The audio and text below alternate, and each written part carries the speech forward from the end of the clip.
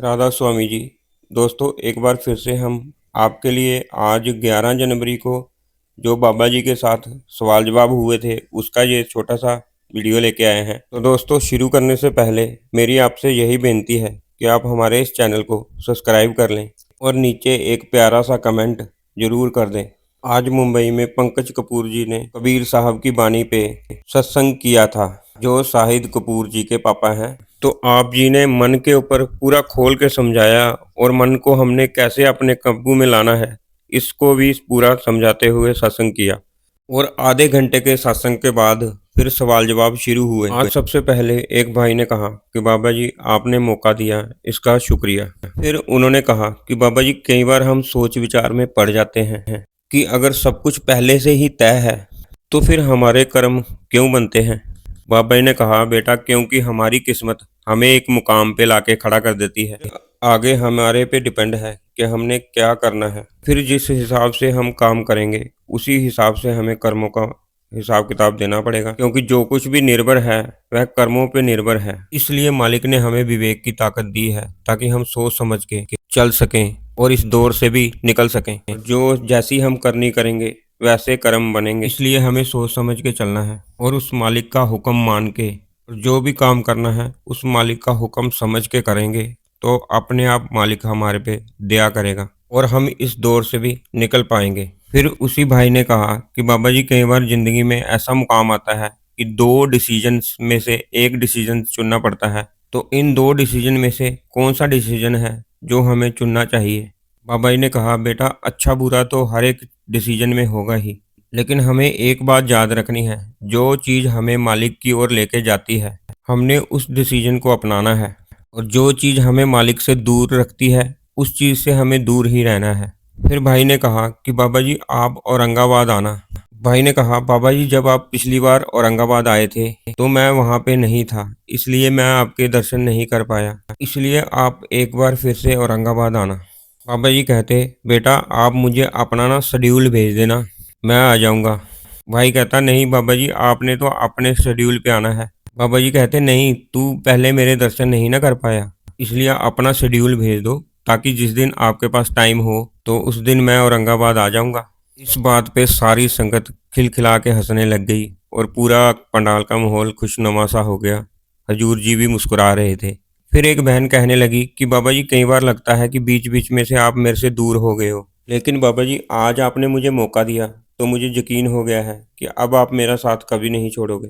फिर बहन ने कहा कि बाबा जी, अगर किसी की नामदान से पहले डेथ हो जाती है तो क्या उसे दोबारा सत्संगी परिवार में जन्म मिलेगा। बाबा जी ने कहा, बेटा, ये सारे कर्मों के हिसाब किताब की बात है। ये सब कुछ कर्मों पे डिपेंड है कि कौन से परिवार में, कौन से देश में हमें कब जन्म मिलेगा। बाबा जी ने कहा, बेटा, हमने इन चीज़ों में नहीं पढ़ना, ये सब मालिक की मौज है। फिर किसी ने कहा कि बाबा जी, हम सोसाइटी में रहते हैं तो कई बार माँ बाप सोसाइटी की बातों में आके अपने बच्चे को गलत ठहराना शुरू कर देते हैं, जबकि उनको ये बात पता होती है कि उनका बच्चा बिल्कुल सही है, फिर भी वह सोसाइटी के पीछे क्यों लग जाते हैं। बाबा जी ने कहा, बेटा, जो सोसाइटी के बीच में असूल बने हैं वह भी तो सोच समझ के ही बने हैं ना। बाबा जी ने कहा, बेटा, बेशक घर के बीच में एक आदमी ईमानदार होए, लेकिन अगर लोग उसे गलत समझते हैं तो बेटा फिर वो गलत ही होगा। बाबा जी ने कहा, बेटा, जब हम ठीक होके चलेंगे तो लोगों की सोच भी हमारे प्रति अपने आप ही ठीक होना शुरू हो जाएगी। फिर किसी ने कहा कि बाबा जी, जो हमें सपने आते हैं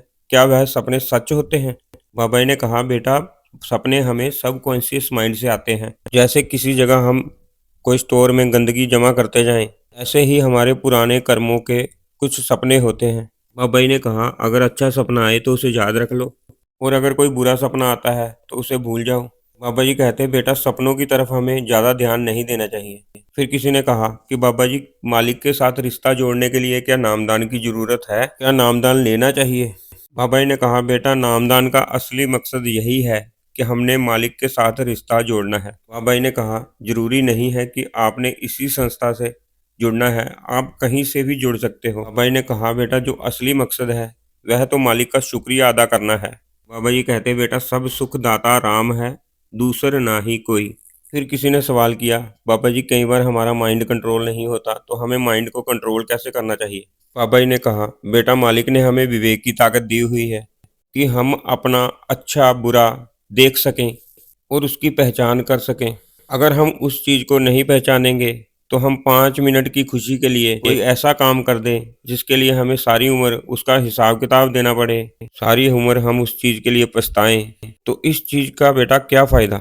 इसलिए मालिक ने हमें सोचने की ताकत दी है, तो हम सोच समझ के चलें। फिर किसी ने सवाल किया, बाबा जी नामदान क्यों दिया जाता है? बाबा जी ने कहा, बेटा हर किसी का ना कोई लक्ष्य होता है और उस लक्ष्य को देखते हुए हम आगे बढ़ते हैं। और जब सब कुछ करने के बाद इंसान को मैच्योरिटी आ जाती है, फिर उसे एहसास होता है कि सुख पैसों के अंदर नहीं है, ऊंचे ओहदों में भी सुख नहीं है। जब उनको कहीं पे भी सुख नहीं मिलता, फिर उनको एहसास होता है कि सुख परमार्थ के अंदर है, परमार्थ के रास्ते के अंदर है। और जब उन्हें इस चीज का एहसास होता है तो फिर वह इस रास्ते के ऊपर चलते हैं। फिर किसी ने कहा कि बाबा जी जो किस्मत के अंदर लिखा होता है, क्या कोई उस चीज को बदल सकता है? बाबा जी ने कहा, बेटा कोई भी ताकत हमारी किस्मत नहीं बदल सकती। कोई भी ताकत हमारी किस्मत में जो लिखा है उसे रोक नहीं सकती। कोई भी ताकत अगर हमारी किस्मत में कुछ नहीं लिखा तो उसे दे भी नहीं सकती। फिर किसी ने सवाल किया कि बाबा जी कई लोग ऐसे होते हैं जो हमारे लिए विश मांगते हैं और हमारे लिए कुछ बुरा मांगते हैं। बाबा जी ने कहा, बेटा जो मर्जी विश करते रहें, जो हमें मिलेगा वो हमारी मेहनत का और हमारे कर्मों के मुताबिक मिलेगा। बाबा जी ने कहा, बेटा किसी के सोचने के साथ या किसी के मांगने के साथ हमारा बुरा नहीं होने लगा। बाबा जी कहते, अगर हर किसी की यहाँ ख्वाहिश पूरी होने लगे तो यहाँ तो तबाही मच जाएगी। बाबा जी कहते, जब इलेक्शन होते हैं तो उनके अंदर कितने ही कैंडिडेट खड़े होते हैं। हर कैंडिडेट अपनी जीत का दावा करता है, लेकिन जरूरी तो नहीं वह जीत ही जाए। कई बार उसको हार का सामना भी करना पड़ता है। बाबा जी ने कहा, जो हमें मिलेगा वह हमें हमारी किस्मत का मिलेगा, जो हमारी किस्मत में मालिक ने लिखा है। फिर उस बहन ने कहा कि बाबा जी वेल विशर कौन होता है? बाबा जी कहते, बेटा वेल विशर कोई भी नहीं है। बाबा जी कहते, बेटा ये दुनिया बहुत ही ज्यादा मतलबी है। बाबा जी कहते, बेटा हमने तो सोच समझ के चलना है। बाबा जी कहते, बेटा हमने तो अपने आप को देखना है कि हमारे लिए क्या अच्छा है और क्या बुरा है। फिर किसी लड़के ने कहा कि बाबा जी जब मैं छोटा था तो मैं सवाल जवाब भी सुनता था और मैं सत्संग भी सुनता था। तो बाबा जी अब मैं बड़ा हुआ हूँ तो मैं इन चीज़ों में से इंटरेस्ट कम होता जा रहा है। तो बाबा जी ऐसा क्यों होता है? बाबा जी कहते, बेटा जब हम टीनेजर में आते हैं तो हमारा ध्यान दूसरी तरफ जाना शुरू हो जाता है। फिर लड़के ने कहा कि बाबा जी मैं अभी यंग हूँ, मुझे परमार्थ की इतनी नॉलेज नहीं है, तो क्या बाबा जी मैं बैठ के ध्यान या सिमरन कर सकता हूँ? बाबा जी ने कहा, बेटा सिमरन हम बिना नामदान के नहीं कर सकते। बाबा जी कहते, बेटा आप बैठ सकते हैं और बैठने की प्रैक्टिस कर सकते हैं, और जो हमारा असली मकसद है ना, हमने अच्छे इंसान बनने की कोशिश करना है। फिर किसी ने सवाल किया कि बाबा जी कई बार हम अपने फ्यूचर या पास्ट के बारे में सोचते हैं और हम चिंता में पड़ जाते हैं, तो बाबा जी इन चीज़ों से हम कैसे बच सकते हैं? बाबा जी कहते, बेटा अगर हम अपने पास्ट को याद करते हैं तो हमें परेशानी होती है। बाबा जी कहते, बेटा जो हो गया हम उसे बदल तो नहीं सकते। अब बात आती है फ्यूचर की। बाबा जी कहते, फ्यूचर हमारे हाथ में नहीं है। बाबा जी कहते, अगर हम प्रेजेंट में अच्छी तरह नहीं जीते, अगर हमारा प्रेजेंट ठीक नहीं है तो हमारा फ्यूचर भी ठीक नहीं होगा। बाबा जी ने कहा, इसलिए हमने अपने प्रेजेंट को खुशी के साथ जीना है। फिर किसी बहन ने कहा कि बाबा जी एस्ट्रोलॉजी जो होती है क्या यह सच होती है? बाबा जी ने कहा, बेटा मैं ये नहीं कहूँगा कि उसके अंदर साइंस नहीं होती। बाबा जी कहते, पुराने जमाने में जो उसकी गहराई के अंदर जाते थे, आजकल इतना गहराई में कोई नहीं जाता। बाबा जी कहते हैं हमारी लाइफ सुपरफिशियल हो गई है, हम सुपरफिशियल लाइफ में सुपरफिशियल लाइनें ही बताते हैं। बाबा जी कहते हैं अगर किसी बात में से एक लाइन काट के दूसरी लाइन साथ में जुड़ जाए तो उस पूरी बात का मतलब ही बदल जाता है। बाबा जी कहते हैं इसलिए बेटा जो ज्योतिष विद्या है उसके अंदर बहुत गहराई के अंदर जाना पड़ता है। फिर एक भाई कहने लगा कि बाबा जी जिंदगी में हमें कई बार कोई चीज़ नहीं मिलती जिसके लिए हम बड़े परेशान हो जाते हैं, तो बाबा जी उस वक्त हमने क्या करना चाहिए? बाबा जी ने कहा, बेटा हमें जिंदगी में कभी भी रिग्रेट नहीं होना है। जो कुछ भी हमारे साथ होता है वह हमारे लिए अच्छा ही होता है। बाबा जी ने कहा, बेटा हमारे से अगर कोई गलती हुई है तो हमें मालिक सीखने का मौका देता है, हमने उस मौके का फ़ायदा उठाना चाहिए और उस गलती से सीख लेनी चाहिए। और अगर हम हिम्मत हार के बैठ जाएंगे तो हम आगे नहीं बढ़ पाएंगे। बाबा जी ने कहा, हमारे साथ कुछ भी होता है हमने उससे सीखने की कोशिश करनी है, जब हम सीखेंगे तो हम आगे बढ़ पाएंगे। फिर एक भाई ने कहा, बाबा जी मौका देने के लिए आपका बहुत बहुत शुक्रिया। बाबा जी शुक्रिया तो मैंने आपको कहा है, लेकिन शुक्रिया लफ्ज़ बहुत छोटा है। फिर भाई ने कहा कि बाबा जी 1993 में आप हमारे सेंटर में आए थे, जो मुंबई से अहमदाबाद बाई रोड जाते हुए आता है। बाबा जी अगर पॉसिबल हो तो आप हमारे सेंटर में जरूर आना। बाबा जी ने कहा बेटा जिंदगी में हर चीज पॉसिबल है। बाबा जी ने हजूर की तरफ देखा और कहा कि मैं अब सिर्फ सत्संग किया करूंगा और हजूर को सेंटरों में भेज दिया करूंगा। इस बात पे भी सारी संगत बहुत खुश हुई। फिर एक भाई कहने लगा कि बाबा जी आपके अंदर इतनी एनर्जी है, बाबा जी मैं भी चाहता हूँ कि मेरे अंदर भी आपके जैसी एनर्जी आ जाए। बाबा जी कभी आप दुबई होते हो, कभी आप अजमेर में होते हो, कभी आप किसी धार्मिक सम्मेलन में जाते हो, बाबा जी आप कितनी जगह जाते हो, बाबा जी मुझे भी आपके जैसी एनर्जी चाहिए। फिर भाई ने कहा कि बाबा जी मुझे खूबसूरत जगह देखने का बड़ा शौक है। बाबा जी जब सूरत अंदर जाती है तो मैंने सुना है कि वहाँ बहुत अच्छे अच्छे नज़ारे हैं, तो बाबा जी क्या मुझे वह मौका मिलेगा? बाबा जी कहते बेटा मैंने अभी अभी बेनती की है कि पॉसिबल सब कुछ है। बाबा जी ने कहा बेटा हम संभालने वाले बने, मालिक तो हमारे पे बख्शिश ही बख्शिश करता आया है। बाबा जी ने कहा बेटा हमारे में संभालने की शक्ति नहीं है। बाबा जी कहते उनके देने में कोई कमी नहीं है, हमारे से संभाला नहीं जाता। बाबा जी कहते हम बेटा हम संभालने वाले बनेंगे तो मालिक हमें और खुल के देगा। फिर किसी ने सवाल किया कि बाबा जी जब हम भजन सिमरन करते हैं तो उसमें कभी नेगेटिव आता है, कई बार पॉजिटिव आता है। बाबा जी ने कहा बेटा हमने परख नहीं करनी, परख मन से आती है। बाबा जी ने कहा बेटा सिमरन हमने शुरू करना है, उसके बाद हमने अपने आप को सिमरन के साथ छोड़ देना है और सिमरन के साथ ही जाने देना है। बाबा जी कहते बेटा मन जब बीच में आना शुरू हो जाता है ना, फिर हमारा ध्यान नीचे गिरना शुरू हो जाता है। बाबा जी कहते कोई भी नेगेटिव पावर हमारे बीच नहीं आएगी अगर हम लगातार सिमरन करते जाएंगे। बाबा जी कहते बेटा जब हम सिमरन करते करते मन के पीछे लग जाते हैं फिर हमारा ध्यान नीचे गिरता है। फिर उस लड़के ने बाबा जी के सामने शब्द गाया, तुम सरनाई आया ठाकुर। तो फिर एक बहन ने बाबा जी से सवाल किया कि बाबा जी मैं शिप के अंदर काम करती हूँ, तो बाबा जी कई बार हमें नॉनवेज दी जाती है सर्व करने के लिए, तो क्या बाबा जी ये नौकरी मुझे करनी चाहिए? बाबा जी ने कहा बेटा आप खा तो नहीं रहे ना? बाबा जी ने कहा बेटा कोई बात नहीं। फिर बाबा जी ने बैंक की एग्जाम्पल दी। बाबा जी कहते हैं बैंक में जब पैसा जमा करने वाले कर्मचारी होते हैं, बाबा जी कहते हैं बेटा उनको ये नहीं पता होता कि ये जो मनी आ रही है ये ब्लैक है या वाइट है, मतलब कि यह जो पैसा आया है यह गलत काम से आया है या सही काम से। बाबा जी कहते हैं बेटा वह अपनी ड्यूटी पूरी करते हैं। बाबा जी ने कहा बेटा इसी तरीके हमने अपनी ड्यूटी पूरी करनी है, हमने अपने आप को ठीक रखना है, बाकी जो करता है उन्हें करने दो। फिर किसी ने सवाल किया कि बाबा जी मैं वापिस जन्म नहीं लेना चाहता। बाबा जी ने कहा बेटा सोच तो आपकी अच्छी है। बाबा जी कहते हमने सोच तक सीमित नहीं रहना। बाबा जी ने कहा बेटा हमने करनी करनी है और जब हम इस चीज को अपनी करनी में जाहिर करेंगे तो हमें कोई भी ताकत फिर नहीं रोक सकती कि हम वापिस आ सकें।